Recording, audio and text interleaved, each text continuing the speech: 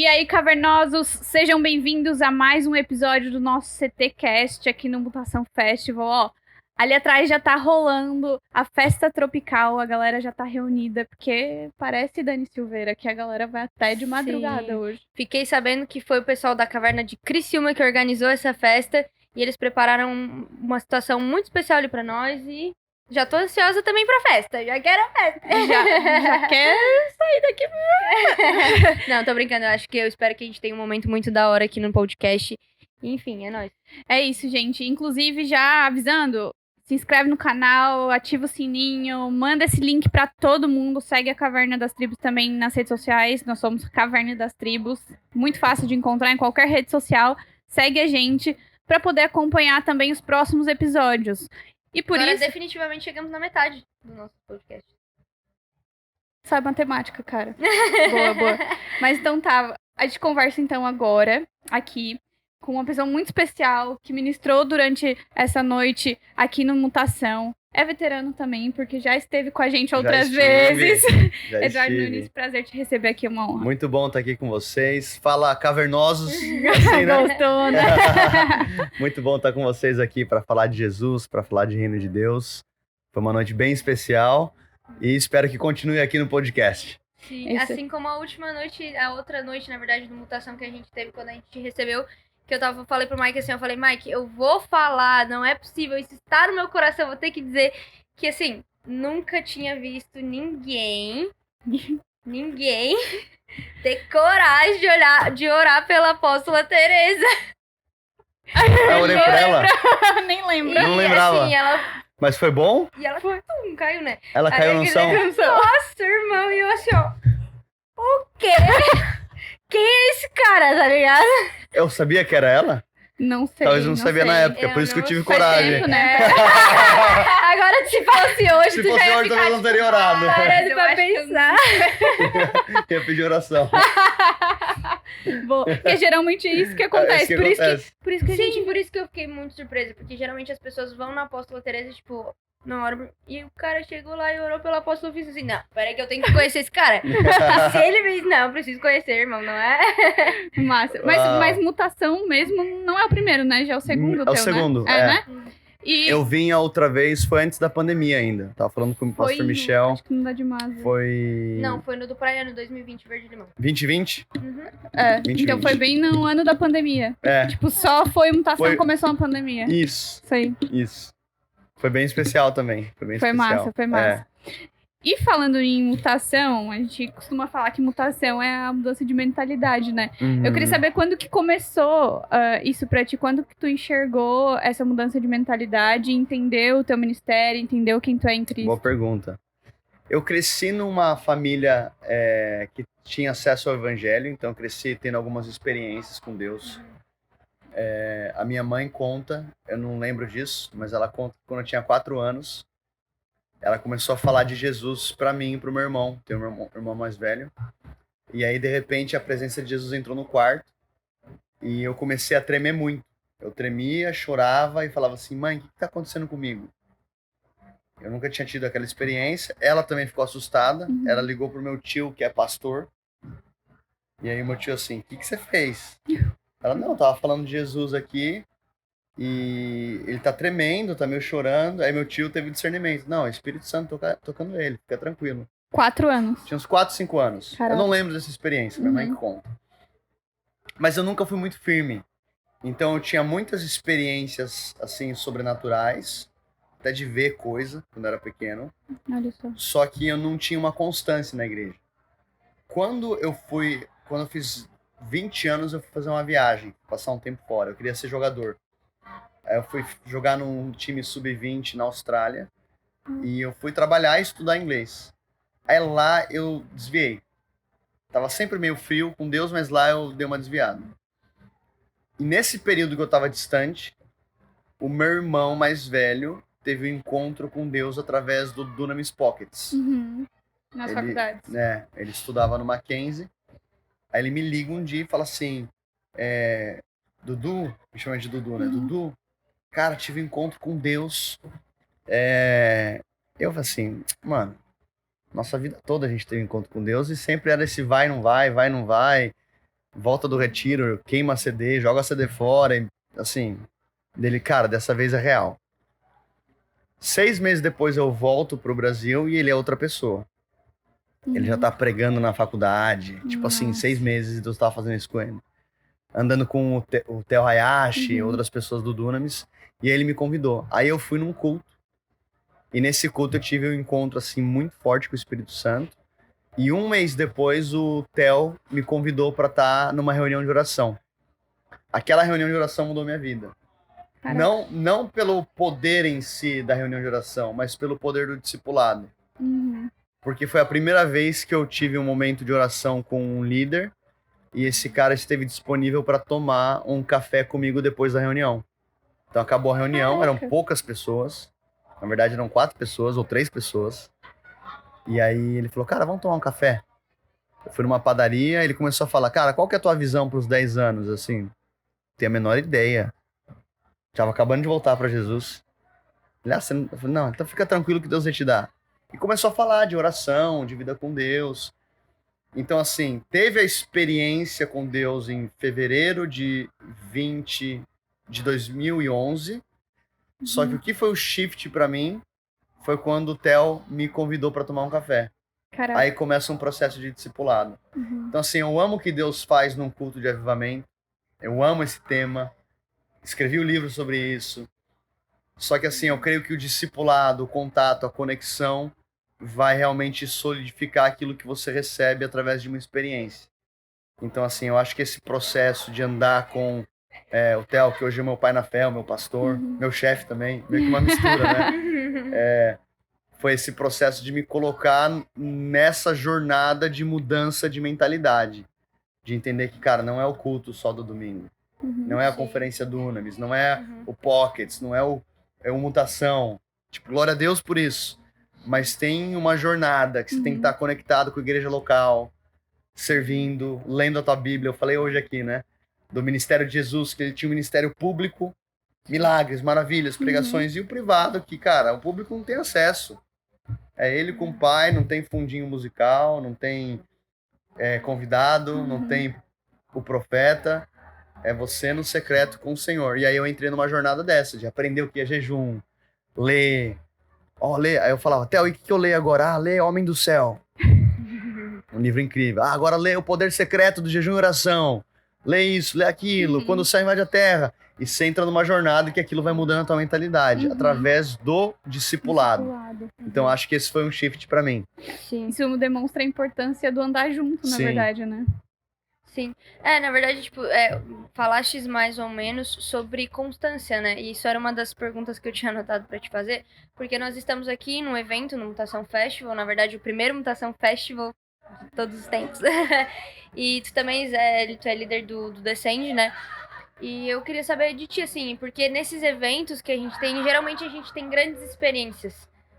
O que a gente chama de grandes experiências, aquilo que a gente consegue ver no momento, tipo, porque eu fui lá, eu chorei, nossa, eu tive aquela experiência, mas aí, como tu falaste, depois, vai lá e queima os CDs e depois volta pra mesma vida de antes. Como manter a constância Muito bom. Depois desses episódios, assim? Eu acho que, assim, um evento como esse, pra quem teve no Descend, sabe que foi algo muito impactante. Não sei se vocês estiveram presencialmente. Não. Tá, foi algo muito impactante.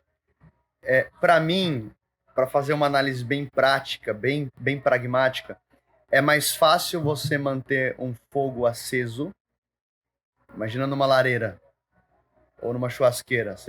É mais fácil você manter o fogo aceso do que você acender o fogo.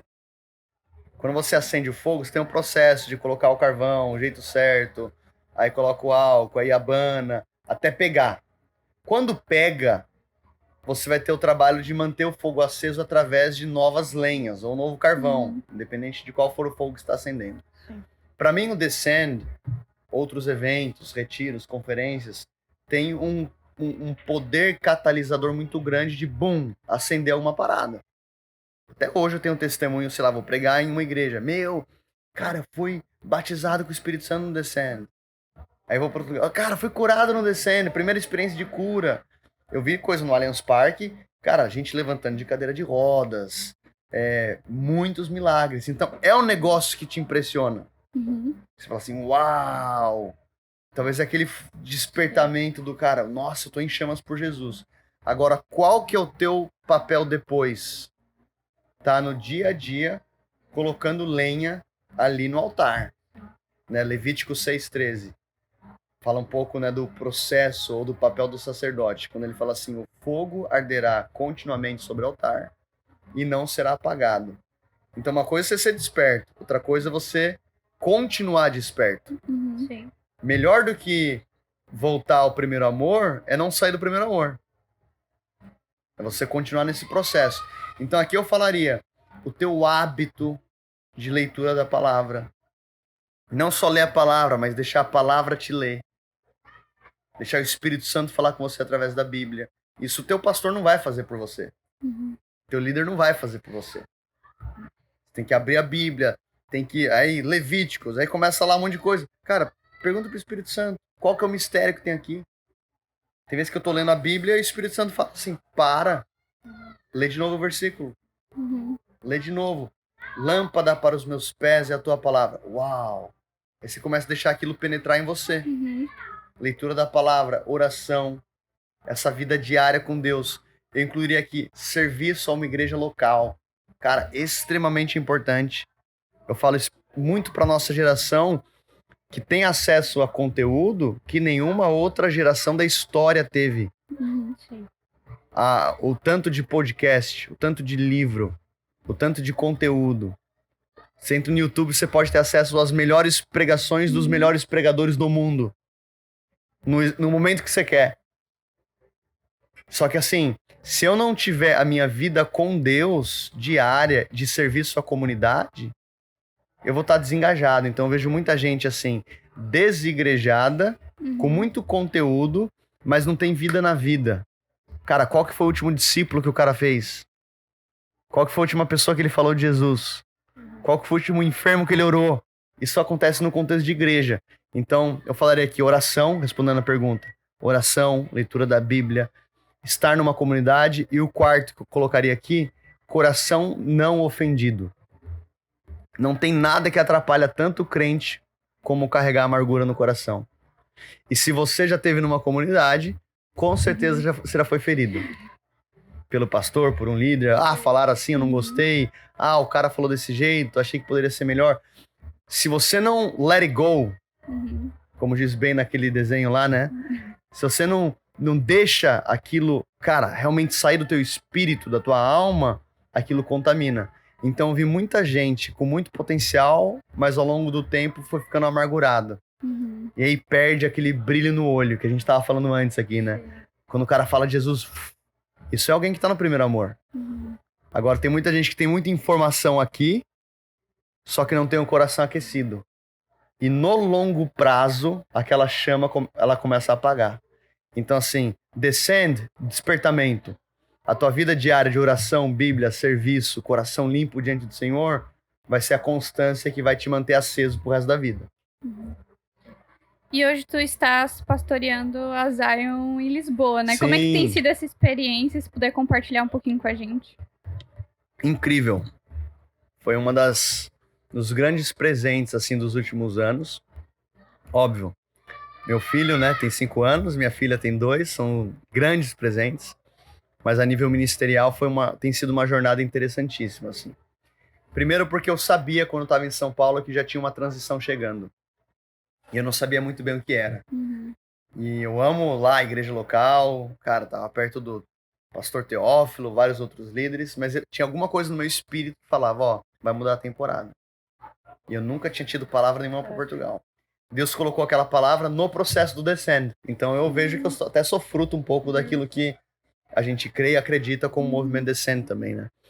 E aí você chega lá e tem de um lado o discurso de muita gente que fala assim, a Europa tá fria, a Europa é isso, a Europa é aquilo. Eu tava agora ministrando junto com um europeu, português, discípulo meu, uma das pessoas mais incendiadas por Jesus que eu conheço, o Rony que tava aqui. Então, o cenário que a gente tá na Europa hoje, eu vejo muito aquele processo dos 12 espias, onde 10 estão vendo os gigantes, e aí tem Josué e Caleb que falam assim, não, a terra é boa. A gente vai devorar esses caras no café da manhã. Então, assim, como que tá o processo? Cara, o processo de sonhar. A gente está num período hoje lá em Lisboa de sonhar, de comemorar cada conversão, de comemorar cada pessoa que vem no culto, cada link, que são as nossas células, multiplicados, cada jovem, cada culto, cara, a presença de Deus vem, a gente tem uma cultura lá que é de celebração.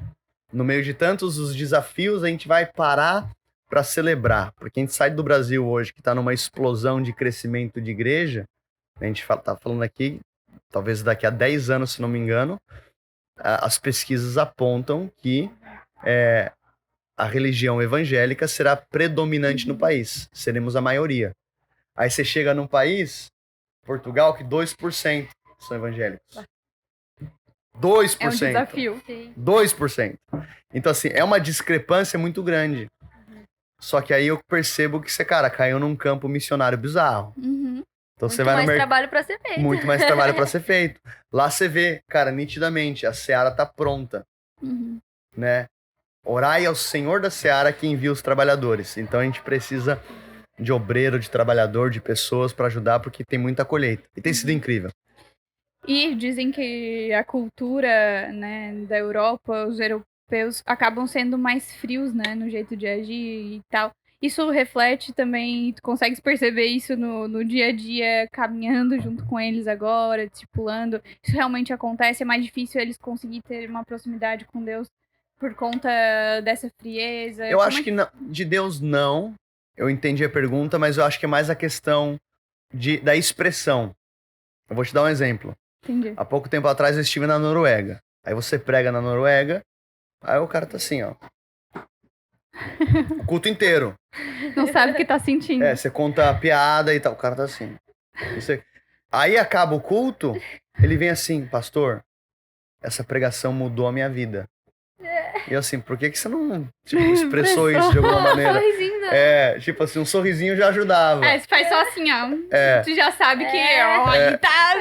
Então assim, o que eu comecei a perceber? Que como pregador, você tem que estar menos intimidado com a audiência. Porque pode estar entrando aqui, mas não necessariamente ele vai expressar. O brasileiro é muito expressivo. Sim. Você não conhece a pessoa, ele abraça, te amo, tamo junto. Aí tem outro porém. Tem muito brasileiro que fala tamo junto, mas não tá junto coisa nenhuma. É da boca pra fora. Então assim, eu falo são que mais leais. o português... Cara, o português, quando ele fala assim, tamo junto, meu irmão... Tá junto Ele mesmo. tá junto de verdade. Se tiver que acordar 3 horas pra te levar em tal lugar, ele vai levar. Se ele convidar você pra jantar na casa dele, é porque você entrou num lugar de proximidade, de acesso, de honra e respeito, muito sério. No Brasil é tipo assim, todo mundo tá... Então tem benefícios dos dois lados. Com certeza a expressão é um desafio que é um pouco maior. Como brasileiro, qual que é o meu desafio? Entender que no espírito Deus tá fazendo alguma coisa mesmo quando o rosto não diz. Uhum. Porque se eu ficar travado ali na reação, aquilo pode jogar contra. Uhum. Só que se eu entender Eclesiastes 3, que Deus colocou a eternidade no coração do homem, eu vou entender que tem um vazio de eternidade no norueguês, no espanhol, no italiano, no português, igual tem do brasileiro. Sim. E a única pessoa que pode preencher esse vazio é Jesus. Sim. Então, assim, aparentemente é desafiador. Só que, assim, no espírito, quando a parada acontece também... Aí você vê, às vezes o Espírito Santo vem no culto e tá o norueguês no chão chorando tremendo. Você sabe, esse cara não tá fingindo. Sim. Não tá na emoção. Isso aqui é genuíno. Mas tu vê Nossa, que, assim, aqui no Brasil, talvez a gente tenha uma vantagem, a minha percepção, né? De que é muito mais fácil a gente ter comunhão. Sim. Assim, cara, o brasileiro tá aqui no rolê do nada, tu nem conhece a pessoa, tu já tá indo pra casa da pessoa. Pelo menos aqui em Araranguá é assim, né? Tipo, aqui a gente... tem um rolê lá na casa do fulano. Tá, vou junto também, tá ligado? Sim. E tem esse momento de comunhão, essa proximidade entre... E talvez seja também porque Araranguá é uma cidade menor, tá? Porque eu sinto essa proximidade. Mas eu acho que isso das é muito do pessoas da brasileiro igreja. mesmo. Acho que não... Assim, além do Sim. município, né? O brasileiro é bem caloroso. É bem caloroso. Eu acho que tem muitos aspectos da cultura brasileira que facilitam muito a expansão do reino. Sim. Tem algo na nação brasileira, e eu falo isso com muito carinho, né, por ser brasileiro. Eu creio que Deus tem algo, assim, a partir do Brasil para as nações. Você pega no DNA do brasileiro, o brasileiro, cara, ele é missionário por natureza. Você põe ele qualquer meio que você vai, qualquer nação que você vai ter um brasileiro que ele é querido pelo pessoal. Você chega no, sei lá, em tal lugar da Europa, Brasil, o cara vai falar, Ronaldinho, e já vai dar um sorriso. Então o povo gosta do Brasil de graça. Sim. Então, assim, tem um benefício muito grande e a gente tem que ser bom mordomo disso. Entender que tem uma janela. O Brasil hoje é a segunda nação que mais envia missionário no mundo. Passou a Coreia do Sul, alguns anos atrás. Qual que é o desafio? Manter os missionários. Também é a nação que mais, não vou falar abandono que é forte, mas mais deixa as pessoas. Por quê? Porque tem muita coisa que é emoção. Vai, vamos. E cadê o planejamento? Tamo junto, mas não Vamos dá. falar de planejamento. Então vamos chamar um alemão pra falar de planejamento. Não tô falando que, assim, vamos... Eu conto com o sobrenatural de Deus, temos que acreditar no sobrenatural, e Deus é poderoso, Deus sustenta. Mas você vai falar de envio para um americano, ele vai pegar a planilha e falar assim, tá, qual que é o plano daqui a 15 anos? Mas pastor, não gosta de planejar. Tá, o Espírito Santo muda planos, mas não quer dizer que a gente não planeja. Sim. Então, cada cultura tem uma coisa interessantíssima. Pro reino, eu venho de uma igreja a Zion Church, que foi fundada pela pastora Sara, mãe do pastor Teófilo, que é japonesa. Então, traz da cultura do Japão. O Japão tem uma parada com excelência que é impressionante. Tá na cultura, é algo que o Japão traz pra mesa. Assim, uma das coisas que me impressionou quando eu cheguei na Zion lá atrás, que era Monte Sião na época, acabava o culto, mover do espírito, cadeira bagunçada, iam arrumar o culto pro culto seguinte. Pegavam linhas pra medir a linha da fileira. E eu assim, mano, eu fiquei parando, falei, não é possível. Eu falei, o que é essa linha? Não, é pra todas as cadeiras estarem no mesmo lugar. Eu ficava pensando, mas não vai bagunçar de novo? Aí vai, mas Jesus é digno de uma cadeira bem arrumada. Aí eu falei, uau! Que pancada. Eu lembro que uma vez eu cheguei cansado depois de uma conferência que você prega e tal, ministra, leva cadeira, leva som, viaja. E eu sentei numa cadeira, moleque, né? 20 e poucos anos, acabei de voltar pra Jesus. E eu coloquei o pé em cima de uma mesa. E aí na hora chegou um dos líderes, um japonês da casa, ele olhou pra mim e ele falou assim, você poderia, por favor, tirar o pé da mesa? Porque isso aqui não passa uma cultura de honra e respeito. Com todo o carinho, com todo o cuidado, com todo o ensino, mas eu nunca mais esqueci, nunca mais coloquei o pé em cima da mesa também. Então, até em casa já, né? Já, opa, até na minha mesa. Mas você vê, então, isso vem... primeiro, algo da cultura do reino, mas é expresso muito também pelo japonês. Sim. Pelo oriental. Então, assim, eu acho que tem essa questão cultural muito interessante. Sim. Justamente agora na Copa nós vimos... através do fácil acesso às redes sociais, que os caras, não era nem jogo do Japão, eles estavam lá limpando estádio, a sujeira. Limpando, tipo, real, assim. Tirando as coisas e tal. E assim, a gente tem que pegar isso como herança pro reino de Deus. Sim. Por quê? Porque isso aqui é do Japão? É do Japão. Mas antes de ser do Japão, é um aspecto do céu. Então, como seria as nossas igrejas? Não tô falando de, tem que ser tudo... chique, não é isso. É ser excelente pro reino. Sim. Fazer o melhor que a gente pode fazer. Então isso é algo que no contexto cultural também aprendi bastante. A gente tava falando ali sobre sermos mais calorosos e eu percebo que essa é uma das questões no brasileiro que também se manifestam justamente não só dentro da igreja, como também fora da igreja. Como estamos passando agora numa situação do carnaval, né? Sim. Que todo mundo se junta, todo mundo faz, enfim, carnaval. Tá ligado? Então eles se juntam e tudo mais. E falastes durante a tua ministração sobre uma guerra de tronos. E eu queria que tu falasse isso pra gente aqui no podcast, porque eu acho que a gente precisa compartilhar em relação a isso. Sim. Cara, eu acho que assim, existem alguns, quando a gente olha pra nação, existem alguns ídolos, né? Você vai ter o Senhor como soberano, o Senhor Jesus, que é rei sobre toda a terra, e ele não tem rival. Mas você vai ter alguns ídolos na nação. E o carnaval representa um deles, né? Que é esse culto ao corpo, que é esse culto à questão da imoralidade, da sexualidade e etc. O nosso papel aqui não é condenar o pecador, mas é ter uma vida de santidade com Deus e de presença de Deus, onde a gente vai proclamar pro mundo que aquilo é errado, que aquilo é pecado e que existe uma outra maneira. Então, assim, a igreja tendo os melhores casamentos, os casamentos mais saudáveis, as famílias mais saudáveis, vivendo em santidade, a gente vai ter muita autoridade para ensinar que aquilo é completamente discrepante, o que é pecado, que aquilo entristece o coração de Deus e entristece o Espírito Santo. E ao mesmo tempo, enquanto eu falei da guerra dos tronos, né, dos altares, enquanto nós adoramos a Deus, o nosso papel não é simplesmente ficar apenas em adoração, mas sair do lugar físico da adoração, não no espírito, e chegar no mundo e propagar aquilo. Uma vez um grande homem de Deus disse que só existe missionários onde não existem adoradores. Então, onde não existe adoração ao Deus genuíno, Jesus, é necessário um missionário para conectar aquela pessoa com o Senhor. Então, nessa guerra de altar, o que eu vejo muito é assim, Mateus 17, Monte da Transfiguração. Jesus sobe o monte, é transfigurado, a glória dele aparece, e aí Pedro tem uma bonita ideia, né?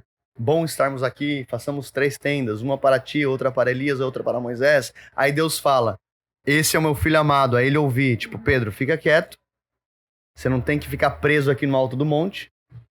Aí Jesus desce do monte e tem um pai desesperado porque tem um filho possesso. O que seria se Jesus ficasse no alto do monte? Ali era uma guerra. Era uma guerra espiritual de um demônio que mantinha cativo aquele menino e prejudicava aquela família. Mas aí vinha Jesus do alto do monte, de um lugar de adoração, cheio da glória de Deus, e faz algo que nenhum dos discípulos que estavam ao pé do monte conseguia, que era trazer libertação. Então, nessa guerra de altares, eu acho que assim, a gente tem que ter a dinâmica do alto do monte, encontro com a glória, adorar, desce do monte e chega na tua faculdade, na tua escola, na rua, lá no evangelismo, lá no carnaval, e liberta quem tem que ser liberto, cura quem tem que ser curado. E nessa guerra, através da presença de Jesus, é assim que a gente vence. E tu traz também muito forte a questão do profético, né? Aham. Já é a segunda vez que tu vens Mutação, falas um pouco sobre isso também. E a gente também tem vivido no mundo algo, né, que tem sido, assim, diferente, que é essa questão de Esborn. São Aham. 11 dias já de culto e adoração. 11 dias já, né? Aham. E eu queria saber como é que tu trabalhas isso, assim, levando esse lado profético às igrejas, falando para as pessoas. Isso é muito forte, né, no teu ministério. Inclusive, sempre tem a parte de cura, milagres, enfim. Como é que é isso para ti? Eu acho que é muita questão, assim, de risco e fé. De assumir o risco de, cara, eu vou orar ali pela pessoa que tá enferma. Meu papel é impor as mãos, quem cura é o Senhor. Uhum. Então, assim, nesse ministério, assim, do sobrenatural, eu gosto de falar quando eu ensino que eu não tenho nada de diferente de nenhum outro crente. Uhum. Né? Que todo mundo tem o Espírito Santo. O que eu vejo que todas as pessoas que que fluem no sobrenatural têm é ousadia. De dar cara a tapa e, cara, parar num lugar ali e orar quando, e se der errado? Se der errado, deu errado. Uhum. Eu tava com um evangelista chamado Ben Fitzgerald, que é um australiano que faz eventos de estádios na Europa. O cara, mano, doidão. E a gente levou ele na igreja lá. De repente eu levei ele pra almoçar. E levar evangelista pra almoçar é um problema, né? Que o cara Já quer sair Mano, almoçando com a galera. o cara ele virou e falou assim: você me traduz? Eu falei, traduz o quê? Você me traduz? Eu falei, traduzo? Começa a berrar. Vocês! Cara, ele começou a pregar assim, 5 minutos, e eu traduzindo ele. Já quase sem voz. Aí ele termina com o apelo pra salvação, faz oração. Beleza, a gente pode ir agora. Eu fiquei tão incomodado, no bom sentido, de, cara, como esse cara provoca a minha fé? Uhum. Porque era muito mais fácil eu ter almoçado, Uhum. entrado no carro e voltado. Sim. E não é que eu falei, mas você, tipo, não é que eu senti de Deus de pregar. Eu só queria pregar. Eles precisam de Jesus. Eu vou falar de Jesus. Então, esse mover sobrenatural tem muito a ver com risco e fé. O profético tem muita coisa que Deus te dá uma pista. E você fala a primeira palavra da pista e Deus começa a trazer. Eu lembro uma vez que eu estava pregando e eu tive uma visão. Não é uma visão aberta, é uma impressão. Uma visão na minha cabeça. De um cheesecake de morango. Eu falei, mano, não vou falar isso aqui. Bem aleatório, né? Bem aleatório. É tipo Honda Civic. Tipo do Honda Civic do menino hoje. Aí eu fiquei incomodado. Eu comecei a parar de prestar atenção nas minhas anotações. Aí eu parei, eu falei, pessoal, seguinte. Cheesecake de morango. Aí eu falei, mano, o que essa galera faz sentido pra alguém aqui? Aí levanta a mão uma menina lá no fundo.